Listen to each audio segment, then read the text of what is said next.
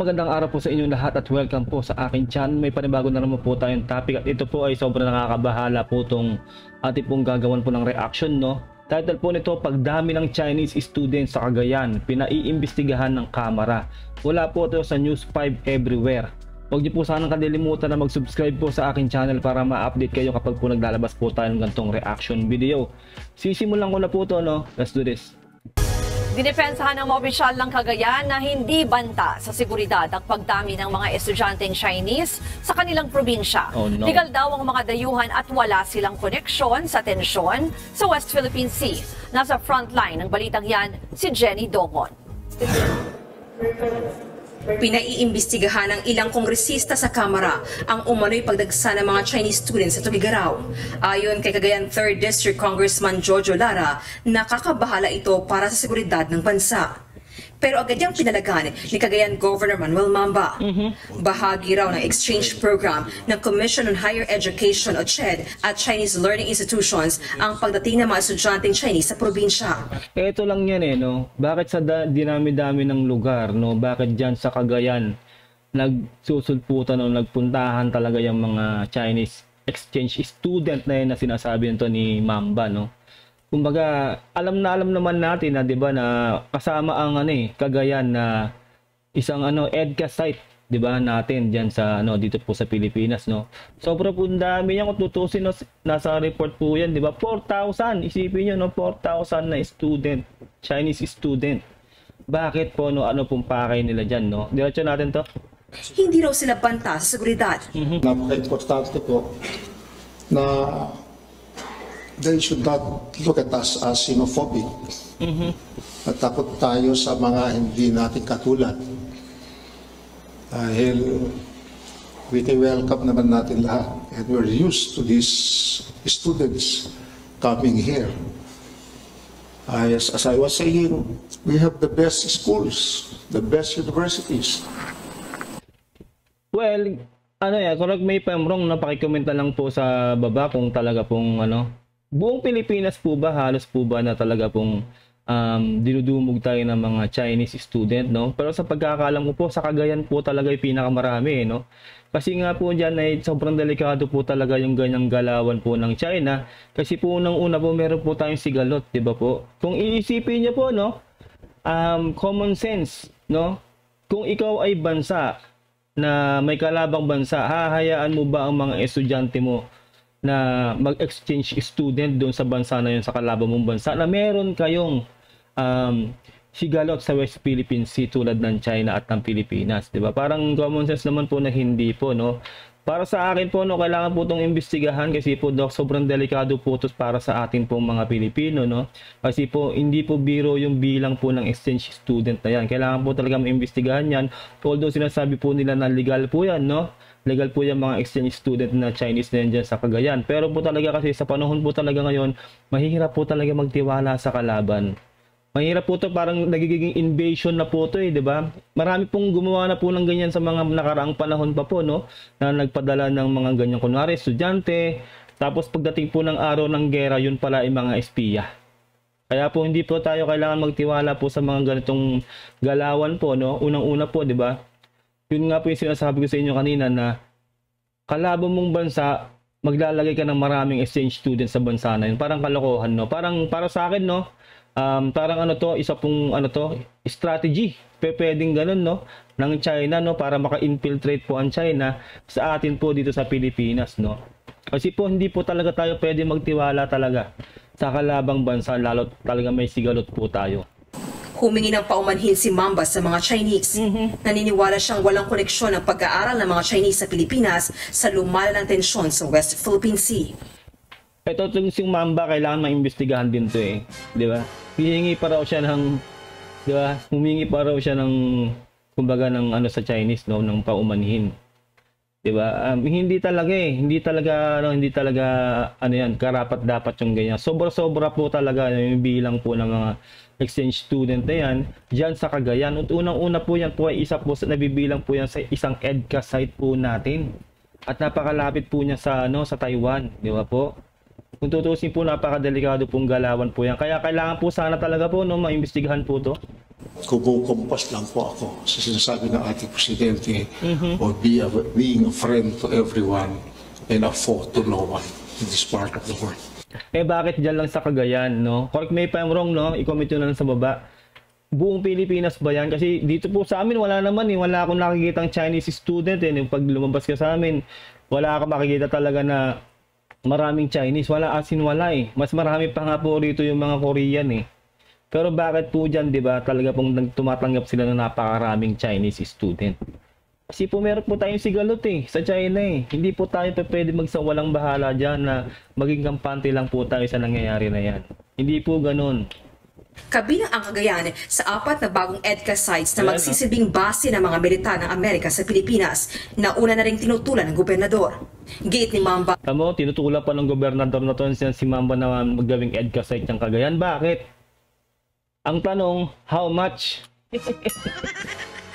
No?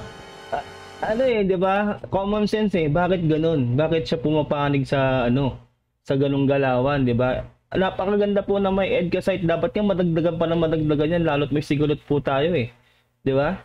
Bakit tinututulan na to ni Mamba? At ito na nga parang sabi pa niya, humihingi daw siya ng paumanhin sa Chinese. 'Di ba? Anong klase 'yon, 'di ba? Although sabihin natin mga estudyante yung mga yan, pero hindi po talaga eh. Sa panahon po natin ngayon, kailangan po natin mag-triple ingat sa pagpasok po ng napakaraming Chinese dito sa ating bansa dahil kalaban po natin yan eh. Pagpaliwanagin nga natin to. Hindi illegal ang Chinese students sa kanilang probinsya. I just got a certification from PNP University and the PNP province, that there was no reported complaints against any of these foreign students dito sa Tubigaro City, since they started about 3 years ago. And that is why. They started 3 years ago. Red flag, no? Red flag na po agad yan, no?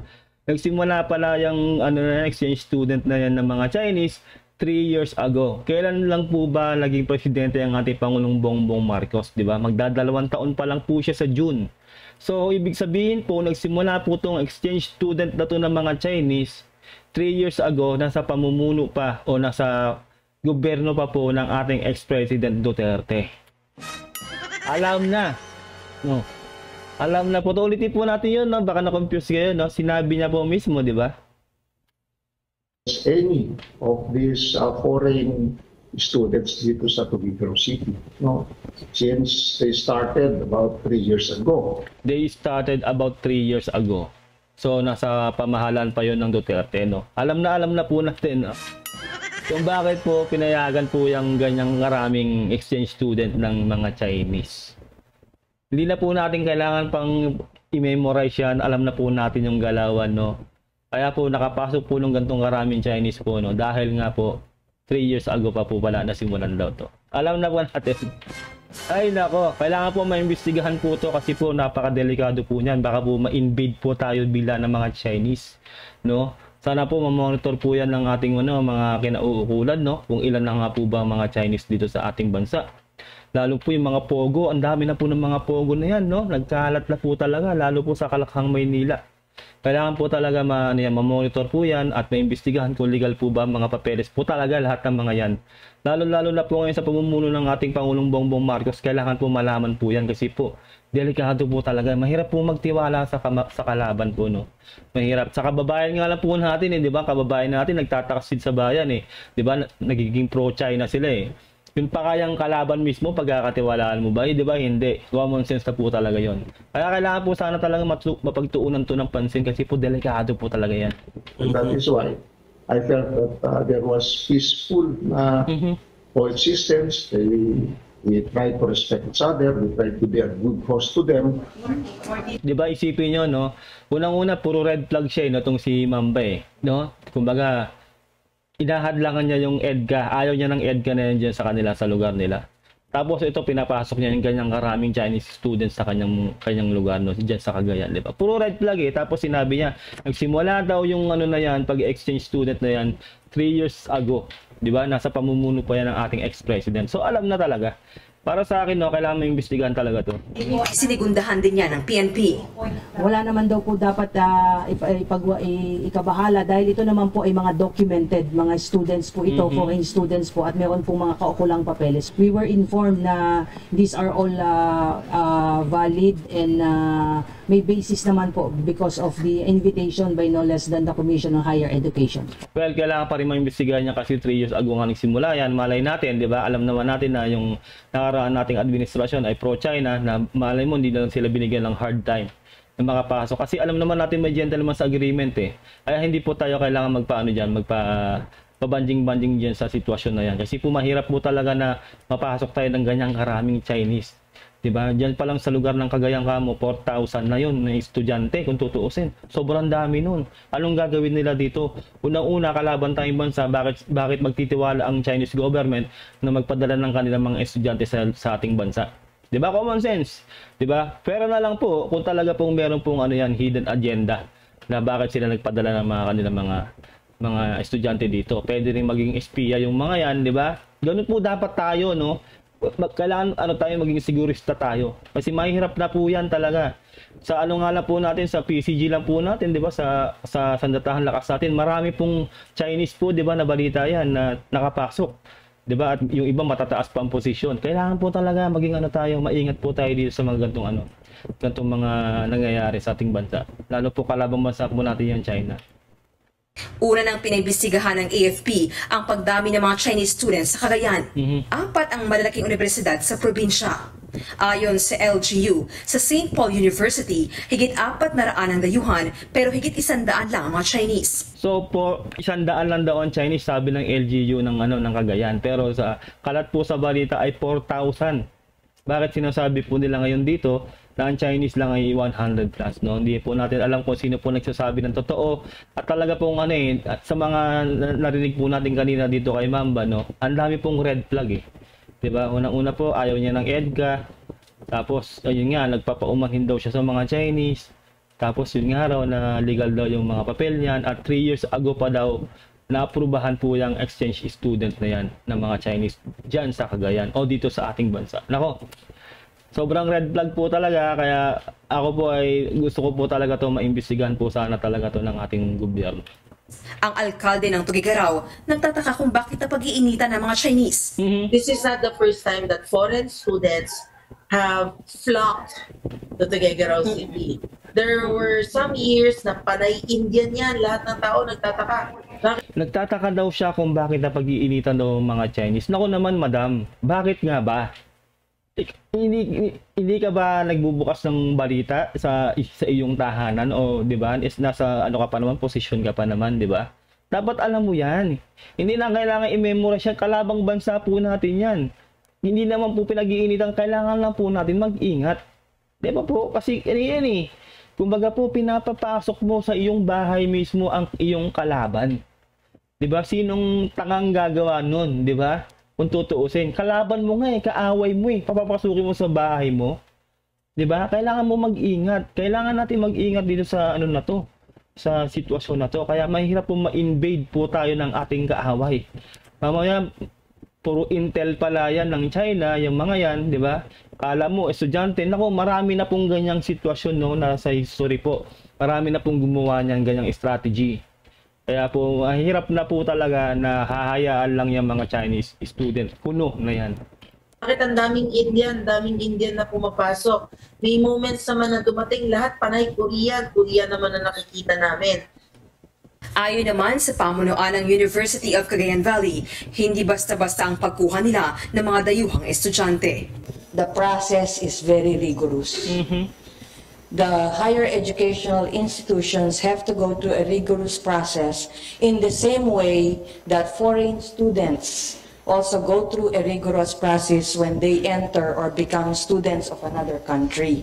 Ito so CHED to, CHED yung nagsasalita na yan, kaano ng CHED yan, no.